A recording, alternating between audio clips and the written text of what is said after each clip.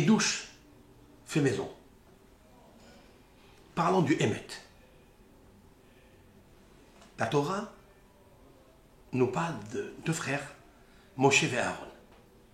Moshe et Aaron étaient les ambassadeurs de Akadosh Baruch Hu pour faire sortir le peuple d'Israël de la bouche du pharaon Sheker. Le pharaon a menti plusieurs fois, à plusieurs reprises. Lorsque Dieu il lui a envoyé la première plaie, il a dit « Je vais les renvoyer ». Il ne l'a pas fait. Il a menti, il a menti. Mais Aaron et Moshe ont continué dans le Hémet à diffuser la parole de Hachem. Et le Hémet toujours vaincra le Sheker, comme il arrivera à la fin des temps. Bientôt. Il va arriver bientôt que le Hémet vaincra le Sheker. J'ai calculé que Hémet, dans son déploiement phonétique, Aleph, Mem, Tav, Tav Yud Vav, et la valeur numérique 607.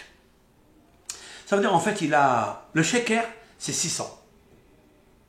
Et la valeur numérique du Hémet déployé, c'est 607. C'est-à-dire il y a 7 de plus. Quel est le remez, quelle est l'allusion que l'on pourrait donner à ces deux chiffres? Sheker 600, Hémet dans son déploiement, c'est 607. Le chiffre 7 c'est connu, c'est la Torah. Le chiffre 7 c'est connu, c'est l'antithèse de la Torah. C'est le Sheker, c'est le Nahash. Nahash en théosophique c'est 358. 3, 5, 8, ça fait 16. Ça fait 7. Mashiach, c'est 358. C'est tout à fait le contraire. Qui était le Mashiach pour combattre le Sheker? C'est Moshe et Aaron. Et voilà que Moshe et Aaron, Moshe 345. Mais Aaron, c'est 263. Est égal Moshe et Aaron 607. 607, c'est incroyable.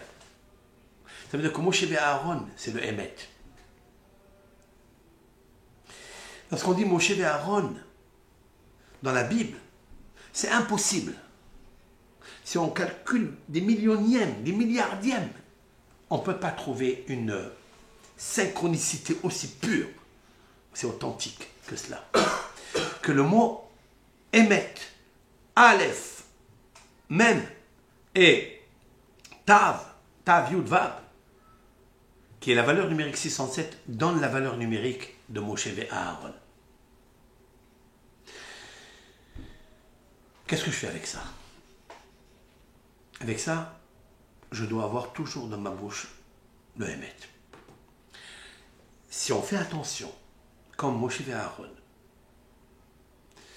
à surveiller le Hémet, à parler le Hémet, nos prières seront Hémet et un bon émetteur pour accéder à Sha'arim, de la Tzedaka, de la Akadosh Baruch Hu. C'est la raison pour laquelle, lorsqu'on offrait le Korban, qui aujourd'hui, lorsqu'on offrait les offrandes des sacrifices, qui sont aujourd'hui les prières, parce qu'il ne nous reste que ça.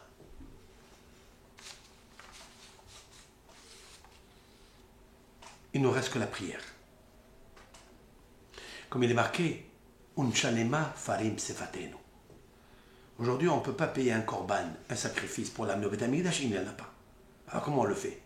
Dieu nous a accordé, nous a octroyé un bénéfice. Sefatenu. Unchalema parim, nous payons des veaux, des taureaux, sefatenu avec notre bouche.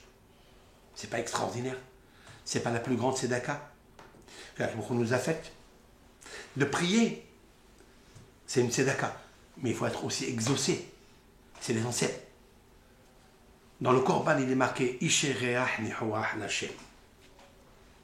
Ishe, c'est un feu, Reach, odeur, Nihoach, agréable à Hachem. Est-ce que nos prières, elles sont un feu qui monte directement et trouve l'agrément à l'odeur du sacrifice de nos prières? Oui ou non? La réponse est la suivante. Ça dépend. Si nous parlons sheker, nous parlons mensonge, ça ne pourra pas marcher. Pourquoi? Parce que Ishe Reach Nihoach, c'est la même valeur numérique qui est sheker. C'est-à-dire que le emet, la valeur numérique du mot emet, c'est-à-dire ishe, reah, mihouah, valeur numérique 1008 et 607. 607 est égal à ishe, reah, mihouah, lâché. Ça veut dire quoi?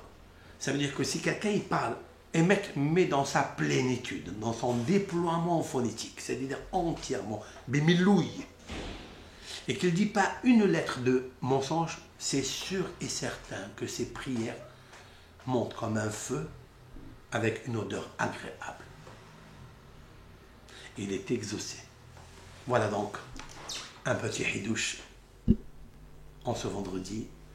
Parashat Tazriya Metzora. Kol tov lachem.